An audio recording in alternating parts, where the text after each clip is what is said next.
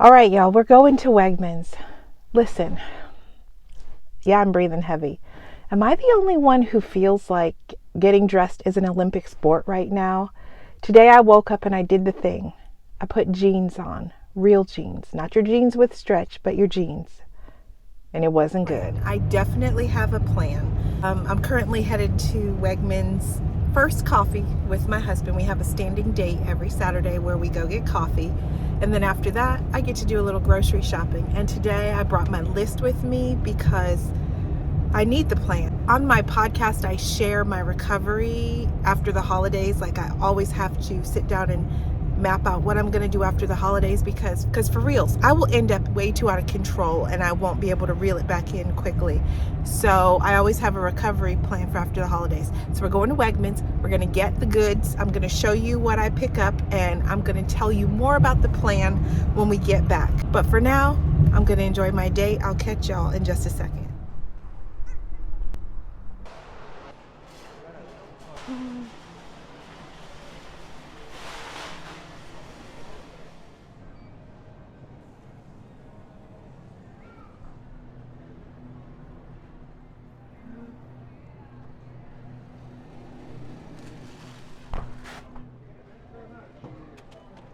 So we're back from the grocery store and Starbucks. And before you get on me, I'm a teacher. Every holiday I get the gift cards and every holiday I enjoy the gift cards. So here we are.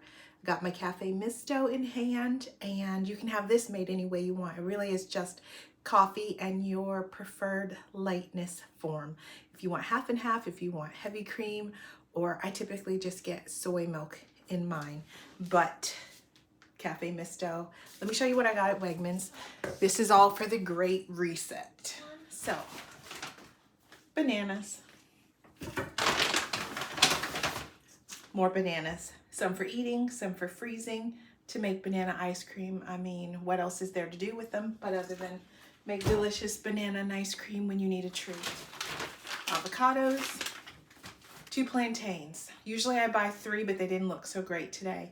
Don't sleep on plantains. If you want that sweet treat and you make like a delicious Taco Tuesday night meal, I bake mine in the oven. I just add a little water and I put them in a dish and I cook them in the oven until they caramelize. Sweet, delicious, no fat needed. I had a broccoli,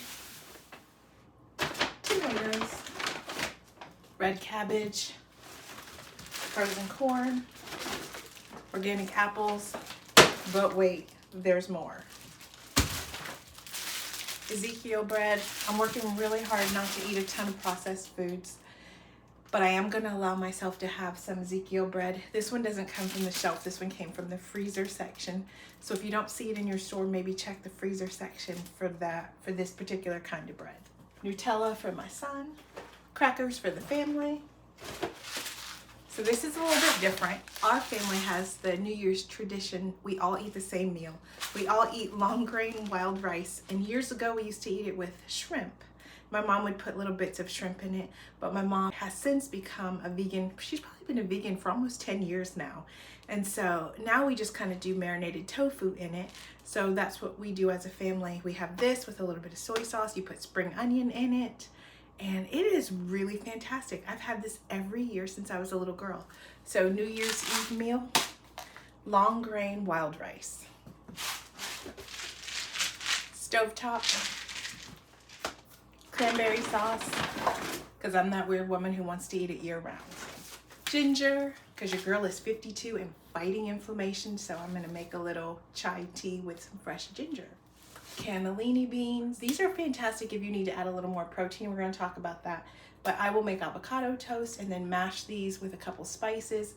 Put this layer down, then the avocado on top, some sliced thin onion on some Ezekiel toast with a tofu scramble on the side. Y'all, you're going to be full for days. And my husband's pick, always peanuts. And listen carefully, because when you go to the store and you buy peanuts, don't you just pick up anything. Make sure it just says dry roasted peanuts. You don't need all the salt. You can get unsalted. It only says peanuts for ingredients. Don't get the one with the 20-mile list. That's gonna solidify your insides. Don't do that. All right, a few more things. Silken tofu, extra firm tofu, and firm tofu. Are you catching the theme? So why all the tofu?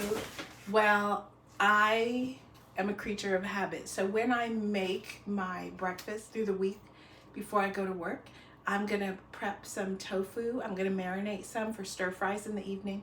I'm also gonna have some for tofu scrambles for breakfast in the morning. And I'll add in some veggies like peppers and onions and garlic. And I will just kind of saute that, water saute all of that, and then put in my tofu. I've noticed it helps with my hormones for some reason. I know y'all say it's not good for you. I'm hot and flashy. I'm having tofu. That's just it. I'm having tofu. So I'm gonna have the tofu for breakfast, and then I'll have just little bits of it at dinner time and make stir fries. And that's what I plan to do with the cabbage and some of the other things, the broccoli and all of that we have here. So that's the plan. So this is my mini kickstart, and I'm gonna give you the details of the plan so that if you wanna follow along, you can. You don't have to, but for me personally, I've been watching this scale creep up little by little. Nobody wants to see that creeping up. What a creep. But I'm going to enact my plan that I do every year. It's not a New Year's resolution for me, it's just kind of a lifestyle. So I'm going to sit down and explain the whole plan to you and tell you how I like to reset at the top of the year, just so it doesn't compound and become a bigger problem. I've had to do this for decades and I'm used to it. So I'll tell you what I do, and then I'll even share the results with you as we go on. But let me get this put away, and then I'll meet you upstairs with my tofu scramble in hand, and then we'll break down the plan together.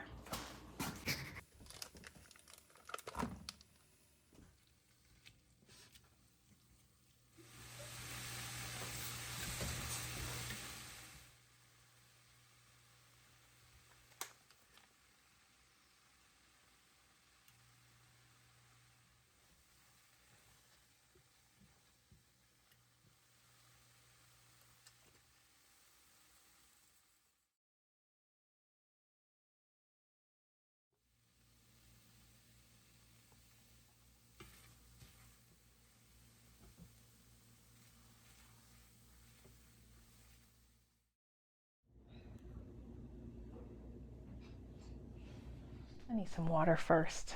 Your girl is parched. So you already saw me make breakfast, so you know what the meal plan is going to look like. And here's the thing, I'm a creature of habit, and so I will most likely eat this multiple times through the week. Let me take these glasses off so there's no glare for you. But you saw my Ezekiel toast. You know that I have some cannellini beans on here for extra protein. And then I have a little bit of avocado. I wouldn't even say it was a fourth, maybe like a fifth of the avocado is on here. And I'll have that once today. And then the rest is my tofu scramble. And I just water sauteed the onions as you saw. And then over here is my guilty pleasure.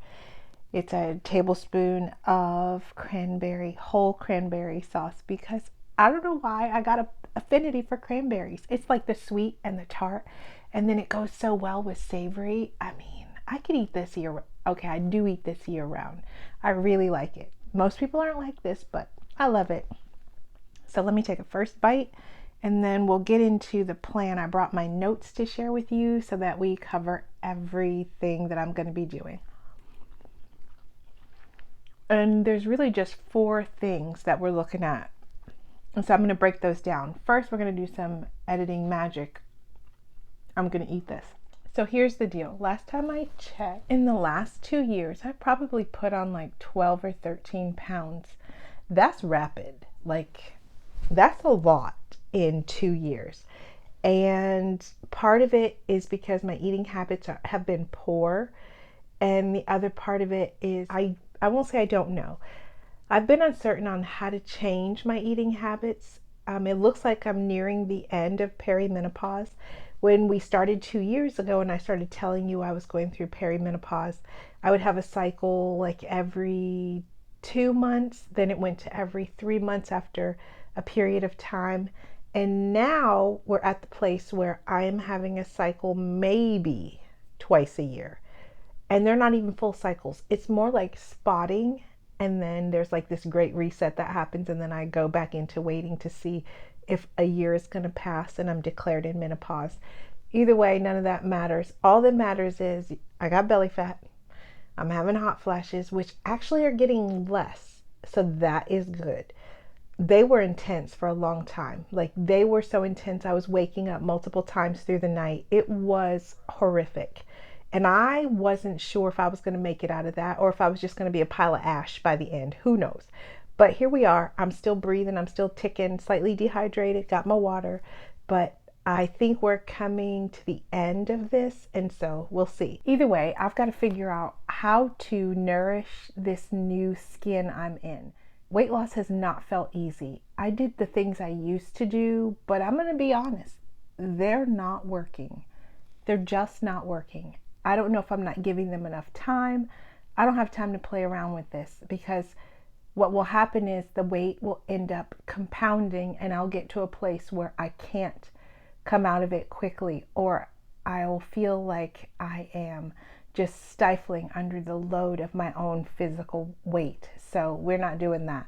So I'm at a good place where I can catch it and catch it early. And so this is the plan that I prayerfully came up with. Number one is prayer. Y'all know that God's Perfect Size is my company, is my business, and it's not just a business for me. It is the gift that God gave me when I was desperate, when I was well over 100 pounds heavier, and I felt like it was more than just a food issue. I felt like it was an addiction, but it wasn't changing with just diet and exercise, because even when I changed the diet and exercise, even when I started doing those things, I was obsessing over food. And so I needed something spiritual, something deeper than just diet and exercise.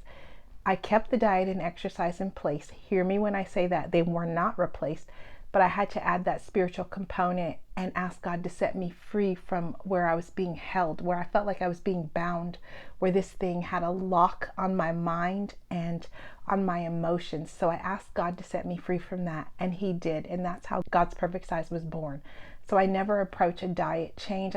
For me, I don't approach it without prayer. So number one, I'm going to continue praying and seeking God for self-control. Scripture has taught me, and Scripture says that we have a spirit of self-control because of the Holy Spirit. And so I have to just remember that as I sit down to eat, that I am sitting down as a person who has the Holy Spirit, and I have the self-control I need to be able to be successful on this. So I'm going to pray over that and remind myself daily that I have a spirit of self-control. Number two, my friend and coworker, she has some goals for us. First of all, let me just say, find your tribe, get your community, because it's really hard to do this on your own. And so I do have a community and a tribe. I've been blessed to have that. So I have a friend at work who partners with me, and we work together through our school day. We exercise, we stop, we walk, we do squats, but we remind each other to drink our water, and we set a plan every week, and we'll follow that plan. And so part of that plan that she came up with is to drink a gallon of water. Now, I ain't never drank a gallon of water. I've tried, and I'm going to try this time. I mean, I feel like I'd be waterlogged by the end of it. I'm going to drink as much as my body can hold, and I'm going to try to drink it healthfully, because I know you can end up in trouble when you consume too much water. You never want to dilute your physical fluids in your body too much, because you can end up in the hospital. So I'm not doing that, but I am going to aim to double my water intake. And I'm going to try to get close to a gallon. If y'all see me floating by, I'm going to try to drink a gallon of water. You can probably hear my kids out there in the hall. That's cool. They live here. So, I mean, it is. So I'm going to aim to drink a gallon of water every day. This is going to do two things for me. It's going to give me the hydration I need and hopefully flush some of the toxins out of my body is the second thing. And then, I mean, the bonus is you squat more and you get more steps in. So there's that. All right, number three, I'm going to aim my very best and commit to this, to eat predominantly whole foods. I am going to do my best to eat things that just come out of the earth the way they look. I'm not giving this a name. It doesn't have it's not a program.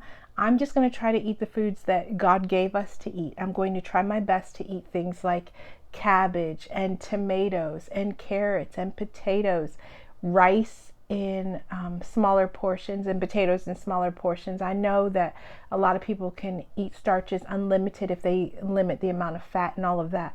I still can't do that, I've discovered. So I'm going to limit my starches, but I'm still going to eat them. And I'm going to eat as whole and healthfully as I can. That means the whole oats, brown rice, potatoes, sweet potatoes, all of those things. There will be some processed foods that I'm not willing to give up, like my Ezekiel toast. I've always been able to consume that. If it becomes a problem, I will give it up. But I really like to have Ezekiel toast once or twice a week with my tofu scramble, as you saw. So I'm going to keep the Ezekiel bread.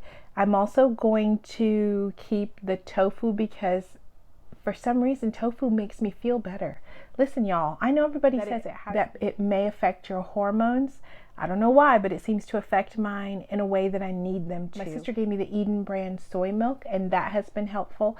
And I feel like I'm getting a little more protein, and I stay fuller longer when I have tofu. So I'm keeping my tofu scrambles in place.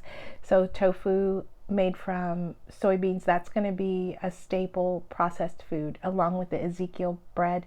And then there'll be a few other things, ketchup, minor things like that. But for the most part, at least 85 to 90% of my diet will be whole foods. And then the fourth thing I am looking to do consistently is walk. Right for your girl. You know how I feel about exercise, and if you don't, you probably see it written on my face. I like walking most as a form of exercise, but I have not been consistent. I'm looking to be consistent in that, and my daughter keeps me on track with that. She just takes me out like a puppy and makes me walk. So the goal is to walk 30 minutes. I'm going to start for the next couple weeks with 3 times a week, because I really do need to ease into this. Like, I feel like I might get out there and fall out on the sidewalk because my body's going to be in shock. Like, girl, what are we doing? But I'm going to do it. I'm going to aim to walk 3 times a week for 30 minutes and then eventually bump it up. I'm going to have a cutoff date. So by February, I will be walking 5 times a week for 30 minutes. And it won't always be walking. I should say I'm going to be exercising 3 times a week for 30 minutes and then eventually 5 times a week for 30 minutes. So what kinds of exercises do I do? Well, y'all know my back is a little bit jacked up. It has been ever since college when I broke my tailbone. And as I've gotten older, it's been more painful and has given me more setbacks, but that's okay. So that's why I choose walking, because it's a gentle way to exercise. I can't do a lot of high impact exercises, so I'm going to stick with the walking. And then I will mix in gentle aerobics and stretches or yoga type movements. And then I will also mix in my weights here and there so that I'm working on muscle mass. I feel like as I've gotten older, things are drooping, and it's not a feeling, it's a fact. I look in the mirror and stuff is sliding south. My muscles are sliding south. And so we got to pick them back up and tone them up as much as possible. I know we're all going to age. I just want to age gracefully. And so I'm going to put some things back in place through just some gentle weight lifting and making sure I get some muscle tone back into my body. I'm not showing y'all any of that though. That's going to remain under wraps until I get things back to where they need to be. So those are the 4 main things I'm doing. And so if you're wondering, will I document it? Yes, but not every week. Weekly, you'll probably see what I'm eating. I'm going to put up videos showing you the kinds of foods I'm eating.